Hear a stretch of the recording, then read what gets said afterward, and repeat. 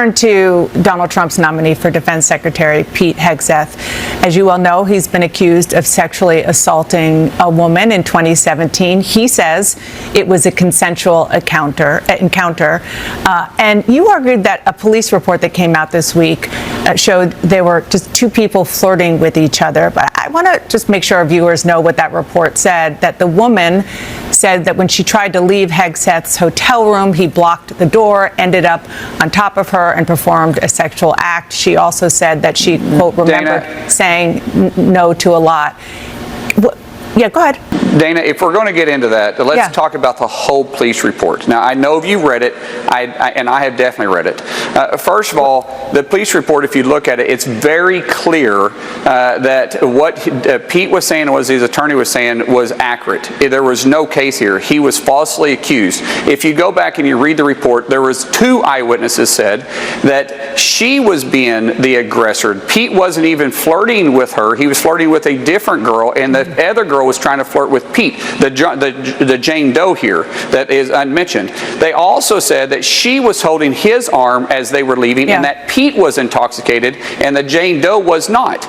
They obviously said, multiple people said, that she was aggressively, to the point of aggressively, use the word aggressively, flirting towards him when they were in the courtyard. Senator, when the hotel staff came in. Well, I'm just saying that you told one part of this, Dana, I wasn't done.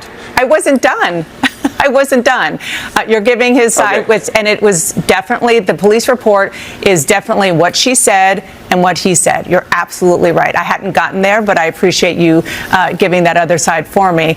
So I guess that just kind of answers the question, which is, from your perspective, you believe his part of the story and not hers. I absolutely do. He wasn't charged. He wasn't even kind of charged in this. There was no crime committed. The police dropped everything. It's what's unfortunate in today's world. You can be accused of anything, and then especially if it's something like this, you're automatically assumed to be guilty. If you read the police report from cover to cover, which I have, and I know every reporter has too, it is clear there was nothing there. There was clear that there was no crime committed, and so that doesn't prevent Pete from moving forward in this. The American people gave President Trump a mandate because they want to change the way government has been working. Government has been working for a party, not for the people, and President Trump is putting people there that's going to make changes, and unfortunately the establishment is trying to hold that back and trying to find every little piece of detail they can to say that this person is disqualified. Pete is qualified to be the SecDef. What makes him qualified? He is a civilian, which is this is a what civilian makes him qualified? Because he's a civilian, Dana. He's a civilian. Well, I'm a civilian. I'm not. Is a civilian I'm not qualified. position. And exactly. No. But let me get to it. He's a civilian, which that first is the only qualification that the SecDef has to have. Now, if you want to go more than that, he also served honorably in the service for 20 years and is a decorative combat veteran. He retired as a major. He's had a successful career since then. He can articulate what needs to be done, and he knows the system. Now, outside of that, what other qualifications does it say that a SecDef has to have? Well, you're right. I mean, there are a lot of jobs in government that don't say that you need any qualifications. I mean, to be a senator, your qualification is to live in the state and to be a certain age.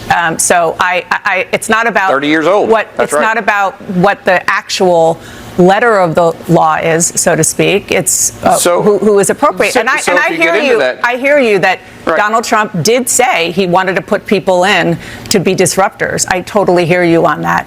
But the question is whether or not some other, we can just take other issues. Like he said that he suggested that women shouldn't be in combat. You just heard somebody who got her legs blown off saying that they should be, that women are very valuable in combat. And Dana, I have 3 girls. I don't want them to be limited either. Pete has his opinions. You have your opinion. I have my opinion. But who ultimately makes that decision is President Trump.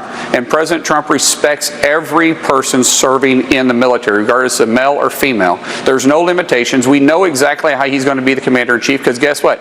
We saw him when he was the 45th commander-in-chief of the United States. We know what he's going to deliver when he's the 47th. You also got to remember, this isn't a new administration coming in. And so when people people are criticizing his picks.